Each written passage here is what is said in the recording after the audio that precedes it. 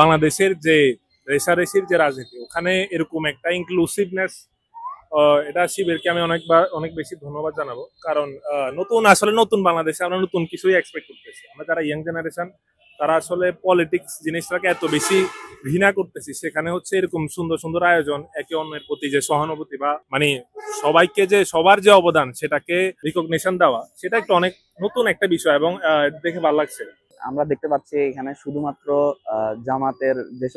জামাত ইসলামের যেসব নেতা অথবা হচ্ছে ছাত্র শিবিরের যেসব নেতা আছে তাদেরকে হাইলাইট না করে সবাইকে একত্রে আনার চেষ্টা করেছে, যেটা সত্যি বলতে গেলে খুবই প্রশংসনীয়। এবং যদি বলি এটা প্রতিহিংসা মুক্ত একটা রাজনীতি। আমরা আসলে গণ অভ্যুত্থানের পরে যে জিনিসটা চাইছিলাম, যারা মোটামুটি রাজনৈতিক সচেতন ব্যক্তিবর্গ আছে, এই বিষয়টা আমরা চাইছিলাম। আমরা এর আগে জানি বিগত ফ্যাসিস্ট রেজিমের সময় আর কি RICL TMX যুগের পর যুগ স্থাপনা থাকে মজবুত, যে আওয়ামী লীগ করে অথবা ওই ঘরানার রাজনীতি করে শুধুমাত্র তারাই একটা সুবিধা পাচ্ছে, তারাই একত্রে চলতেছে। বাট বাইরে যারা ছিল তাদেরকে খুব একটা সুযোগ দেওয়া হচ্ছে না, তাদের প্রতি দমন নিপীড়ন চালাচ্ছে। আমরা এটা আর এখন চাই না। আমরা চাই যে রাজনীতি হবে সুস্থভাবে, সুন্দরভাবে, সবাইকে নিয়ে। প্রমাণ করে দিল যে ইসলামী ছাত্র শিবিরের মধ্যে কোনো হিংসা নেই, কোনো বিদ্বেষ নেই, তাদের মধ্যে কোনো বৈষম্য নেই। তারা সাম্যের, তারা ন্যায়ের প্রতীক। ঠিক তারা আজকে তাদের একটা সুন্দর টিএসসি প্রোগ্রামে খালেদা জিয়ার ছবি সম্বলিত এবং স্টেফি কেলেঙ্কারি যে সমস্ত লোকজন ছিল তাদের সকলে, আবু সাইদ মুগ্ধ সহ সকলের ছবিটা তারা এখানে স্থান করে দিয়েছেন। 5 আগস্টের আগে যে 4 দিন ব্যাপী সোহরাওয়ার্দী উদ্যানে যে সাইমুমের যে প্রোগ্রাম হচ্ছিল, সেই প্রোগ্রাম শেষ হতে না হতে শিবিরের আর একটা যে চমকপ্রদ আইডিয়া এবং তাদের যে মস্তিষ্ক প্রসূত যে কর্মকাণ্ড আমরা সচরাচর দেখে আসছি, সেটারই আর একটা বহিঃপ্রকাশ হচ্ছে এই টিএসসির অডিটোরিয়ামের সামনের যে মাঠ, সেখানে আপনারা দেখতে পাচ্ছেন।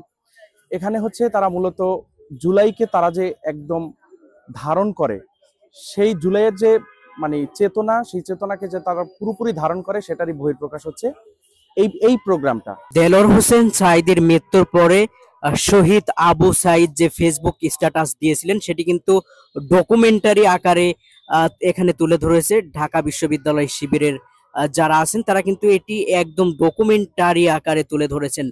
পাশাপাশি দেলোয়ার হোসেন সাঈদী যখন ইন্তেকাল করেন, তার যে ফেসবুক পোস্ট দিয়েছিলেন ছাত্র দলের আলোচিত একজন শহীদ এবং ছাত্রদল নেতা শহীদ ওয়াসিম, তিনি কিন্তু দেলোয়ার হোসেন সাঈদীকে নিয়ে একটি ফেসবুক পোস্ট দিয়েছিলেন। এটিও কিন্তু ডকুমেন্টারি আকারে এখানে ফ্রেমে স্থান দিয়েছে বাংলাদেশ ইসলামী ছাত্র শিবির ঢাকা বিশ্ববিদ্যালয় শাখা। আসলে এটি বলা যায় যে একটি ব্যতিক্রম ধর্মী রাজনীতি, সেই রাজনীতির প্রয়াস কিন্তু ফুটে উঠেছে ইসলামী ছাত্র শিবির ঢাকা বিশ্ববিদ্যালয়ের আজকের এই ফ্রেম বন্দিতে। এই যে দেলোয়ার হোসেন সাঈদী সাহেবের কথা, কারণ দেলোয়ার হোসেন সাঈদী সাহেব কিন্তু পুরোপুরি নিরপরাধ একজন মানুষ ছিলেন, কিন্তু কোন ডাক্তার, কোন শয়তান ডাক্তার জানে এই নিরপরাধ দেলোয়ার হোসেন সাঈদীকে ইনজেকশন দিয়ে মেরে ফেলা হয়েছে, যতদূর খবরটা জানি আর কি। তারপরে এই যে আবু সাঈদ কিন্তু যতদিন বেঁচে ছিলেন ততদিন সমন্বয়ক রূপে ছিলেন।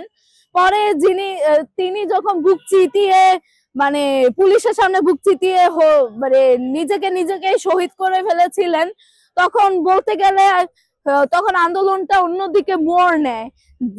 আরো অনেকে বুক চিতিয়ে দেখানোর সাহসটুকু অনুভব করে যে আমরা বুক চিতিয়ে জীবন দিব, তবুও আমরা কোটা আন্দোলন মানে কোটা মুক্ত চাকরি চাই।